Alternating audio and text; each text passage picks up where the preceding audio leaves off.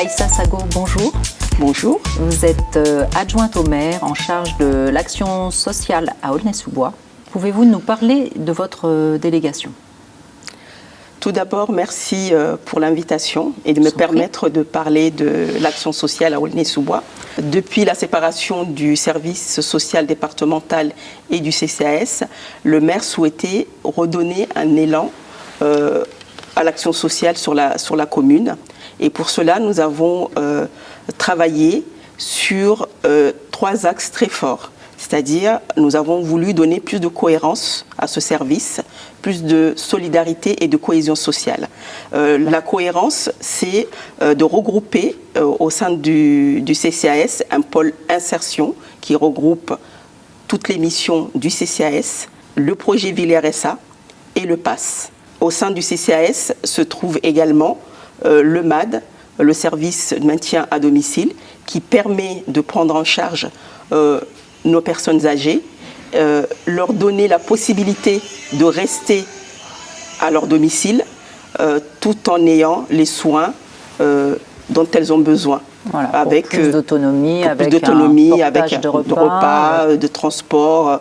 Et en même temps, je souhaite ne pas oublier le bureau d'aide aux victimes qui accompagne beaucoup de personnes qui ont subi des violences conjugales, des infractions pénales, de la discrimination. Voilà. Le service est là vraiment pour un accompagnement global avec un psychologue, des permanences juridiques. D'ailleurs, il y a une brochure, l'action sociale qu'on trouve à Aulnay avec tous les numéros d'urgence et puis tous les services que vous venez de citer. Il y a un service qu'il ne faut pas que j'oublie, qui est très important, c'est aussi le service, l'équipe sociale pour l'habitat.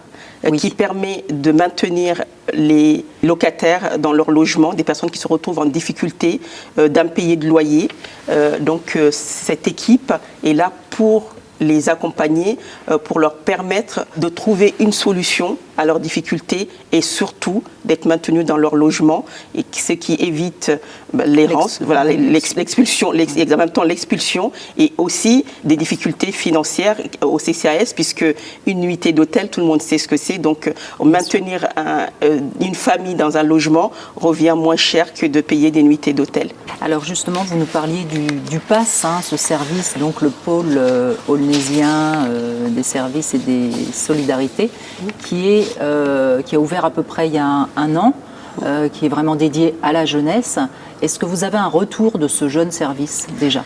Alors tout d'abord, ce service a été mis en place suite à de nombreuses demandes de familles, des parents du quartier, de plusieurs quartiers qui nous ont interpellés pour savoir que vont devenir la jeunesse, c'est leurs jeunes dans ces quartiers qui sont en échec scolaire, qui ne travaillent pas et qui ne vont pas non plus dans les autres structures. Alors pourquoi ils ne vont pas dans les autres structures ? Ils n'osent pas, ils ne savent pas que ça existe ? Alors pour certains ne savent pas que ça existe et surtout leurs parents disent voilà, il n'y a rien pour les jeunes. Donc les jeunes disent la même chose à leurs parents bien sûr.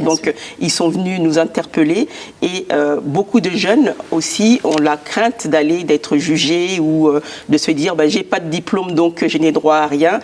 Voilà, le PASS est là en fait en tant que généraliste qui va orienter ces jeunes-là dans les structures qui existent déjà et qui sont les spécialistes sur la vie. Le CMES, comme le CMES, l'AMDE, voilà, exactement, le service jeunesse, voilà. Et voilà, c'est vraiment pour permettre à ces jeunes-là de les besoins et de les réorienter si nécessaire. Exactement. Donc, j'ai donné quelques chiffres et ce qu'on projette pour 2019.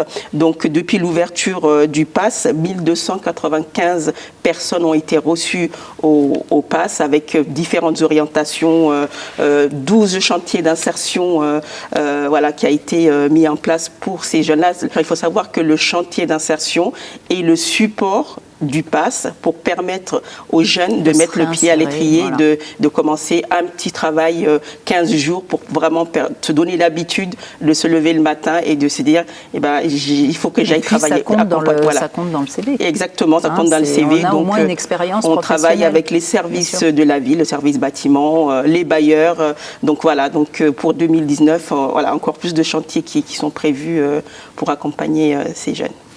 Merci beaucoup Aïssa Sago. Merci. Je souhaiterais quand même conclure en remerciant vraiment tous ces agents qui travaillent au sein de ces services pour permettre aux personnes en difficulté de retrouver une dignité et surtout de promouvoir le mieux vivre ensemble. Merci. Merci beaucoup Aïssa Sago. Au revoir.